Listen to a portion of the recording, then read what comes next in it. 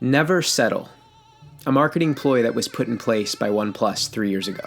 They use what's called emotional marketing, a marketing concept that is supposed to evoke an emotional reaction in the consumer in regard to a product or service. OnePlus is a company that doesn't care for the status quo. It doesn't care for boundaries, and most importantly, it doesn't care for flagship prices. So with the groundwork covered, let's talk about why you're really here. The OnePlus 3.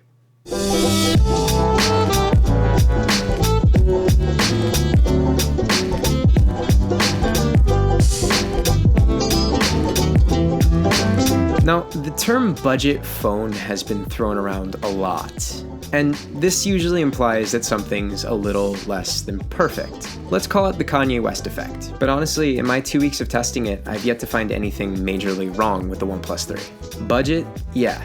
Compromises? Not really. Which leads me to my next point. This is, in every sense of the term, an average modern smartphone, which essentially means I'm not going to waste your time talking about all the features and specs, but instead talk about the things that stood out to me, both good and bad. First off, and probably most impressive, charging. OnePlus calls it dash charging, which basically is a fancy way of saying, holy this thing is fast. In my experience, it's miles faster than the S7 fast charging, eons better than the 6P fast charging, and iPhone...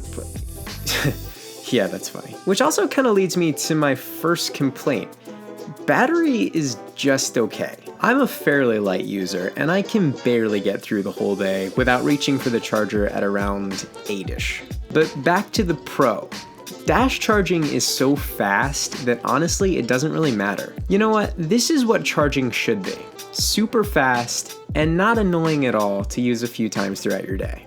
So this phone takes the cake for having the best fingerprint sensor I've ever used. And literally, not joking, it hasn't misread my fingerprint once. And on top of that, it's insanely fast. And also, button placement is perfect. It's almost like an iPhone and an S7 had a kid, and that kid was a perfect set of buttons. You have the sleep wake on the right, per usual, volume rockers on the left, and your home button on the chin. You also have the option to make your app switcher and back button on screen or off screen. I prefer off screen. Plus a really nice toggle to swap the functionality of those two buttons for our friendly Samsung lovers. Oh, and yeah, we have a new button that essentially is a glorified iPhone mute switch. With this guy, you have 3 toggles. One basically silences all notifications and sounds. One is for priority notifications and contacts of your choosing. And the final one is, of course, your standard, why are all these telemarketers trying to sell me shit button. So button placement is perfect. Please take the hint, LG. I mean, the only other thing to talk about is low light camera performance.